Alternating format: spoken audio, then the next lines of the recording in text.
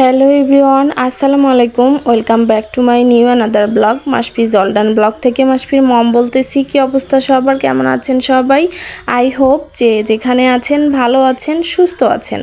তো এই যে গতকাল রাত্রে একটু হালকা পাতলা বাজার করে নিয়ে এসেছিল, আর আমার প্রচুর পরিমাণে তালের পিঠা খেতে ইচ্ছে করছে, তো তালও নিয়ে এসেছে। তো এগুলো এখন আর কি আমি রেডি করে নিব।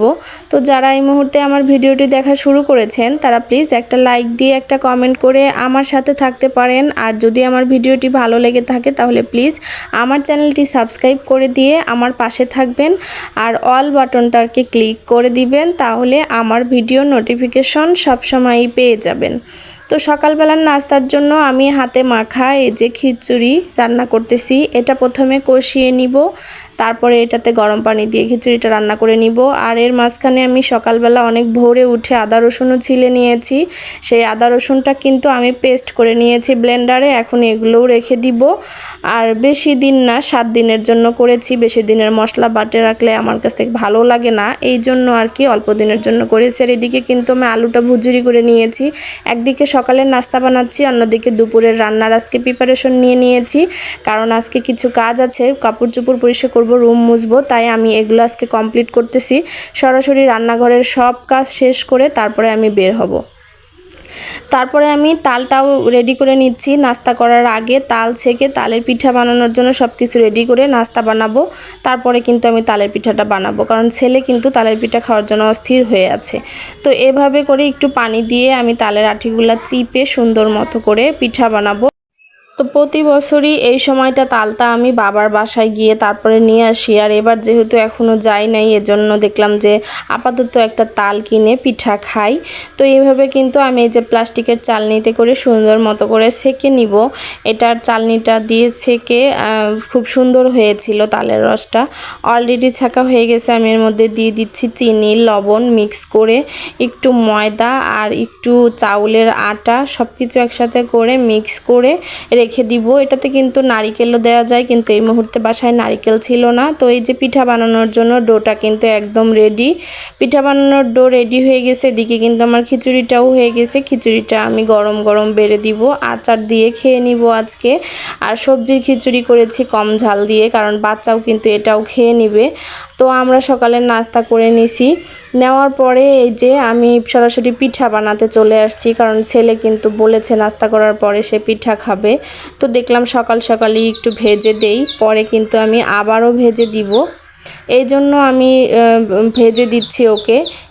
আর এটা রেখে দিব, বিকেলেও কিন্তু একটু ভেজে দিব। মাঝে মাঝে ভেজে দেওয়া যায়, রেডি করে রাখলে, রেডি করে ডিপে রেখে দেওয়া যায়, পরে যখন ইচ্ছা তখন কিন্তু ভেজে ভেজে খাওয়া যায়। তো অলরেডি এই যে আমার তালের কিন্তু পিঠাগুলো সুন্দর মতো করে ভাজা হয়ে গেছে। আর ছেলেকে খেতে দিয়েছি, ছেলে মাশাল্লাহ অনেক মজা করে খেয়েছে। তো তালের পিঠা খাওয়া ওদিকে হচ্ছে, এদিকে আমি অলরেডি দুপুরের রান্নাও বসিয়ে দিয়েছি। বলেছিলাম না আজকে আমি সব কাজ রান্নাঘরের সেরে তারপর রান্নাঘর থেকে বের হব, মানে রান্নাঘরে কোনো কাজই রাখবো না আমি। তো এখানে আমি তরকারিটা সুন্দর মতো করে কষিয়ে নিচ্ছি। একটু মুরগির মাংস রান্না করব, আর সেই আলু ভাজি করব। এই আলু ভাজিটা যা মজা! এই ছোট সাইজের আলু ভাজিগুলা চোচা সহ কিন্তু ভর্তা করেও খায় এখানকার মানুষ। তো আমি আজকে নিয়ে আসলাম শখ করে যে আমি একটা ভাজি খাবো। এটা গোল গোল করে কেটে এখানকার মানুষ ভাজি করে খায়, কিন্তু আমি এটা ভুজুরি করে নিয়ে ভেজে নিয়েছি। এই যে মচমচে করে ভেজে নিয়েছি। গরম গরম এই আলু ভাজিটা খেতে অত্যন্ত ভালো লাগে, খুব বেশি ভালো লাগে, কি বলবো, মানে বলার ভাষা নেই, এত ভালো লাগে। তারপরে এই যে দুপুরের দিকে নিচে চলে এসেছি। সবজি গাছগুলাতে একটু পানি দিতে হবে, গোড়াগুলা একটু মাটি আলগা করে দিতে হবে। দেখলাম মাশাল্লাহ অনেকগুলা করলা ধরেছে, আর ঝিঙা গাছগুলার ডালগুলা নিচে নেমে গিয়েছে। আমি কিন্তু সেই ডালগুলা সুন্দর মতো করে উপরে উঠিয়ে দিচ্ছি। আর এদিকে একটু ঘোরাঘুরি করতেছি ফল টল ধরেছে কিনা। তারপরে দেখি ঝিঙ্গাও আলহামদুলিল্লাহ ধরা শুরু করে দিয়েছে। আস্তে আস্তে শীতের সময় এখান থেকে সবজি উঠিয়ে খেতে পারবো। তারপরে মুরগিগুলাকে একটু খেতে দিলাম। তো ওদেরকে আমি এখন খুদ খেতে দিব, ওদেরকে আমি ভুট্টা ভুসি সব কিছুই খাওয়াই। আমি কিন্তু সারা বছরের ডিম এই দেশি মুরগিগুলার থেকেই পেয়ে থাকি। আমার বাচ্চা আলহামদুলিল্লাহ দেশি মুরগির ডিম খায়। আমি সব সময় 7-8টা মুরগি ডিম পারবে এরকম কিন্তু বড় সাইজের মুরগি রেখে বাকিগুলা জবাই করি, একটা মোরগও রেখে দেই। আবার নতুন করে বাচ্চা ফুটিয়েছি 13টা বাচ্চা। তো এগুলো আলহামদুলিল্লাহ বড় হচ্ছে দেখে বড়গুলো আস্তে আস্তে করে আমরা খেয়ে নিব, কারণ মুরগি বেশি দিন 3-4 বছরের বেশি দিন রাখলে সেই মুরগিগুলো অসুস্থ হয় অতিরিক্ত ডিম দিতে দিতে। এই জন্যই আমি যেগুলো মুরগি 1 বছর হয়ে গেছে সেগুলো কিন্তু আমি একটাও রাখি নাই। আর আমার কিন্তু বাসার এই ডিমের চাহিদাটা, বাচ্চার জন্য দেশি মুরগির ডিমের চাহিদাটা কিন্তু আমার বাসা থেকেই পূরণ হয়ে যায় আলহামদুলিল্লাহ। এখন তো বাজারে দেশি মুরগির ডিম বলতে গেলে খুঁজেই পাওয়া যায় না, কিন্তু আমার বাসায় রেগুলারই কিন্তু দেশি মুরগির ডিম আলহামদুলিল্লাহ আছে। তো বাচ্চার জন্য যে আমি দেশি মুরগির ডিম খাওয়াতে পারতেছি এটাই আমার কাছে অনেক।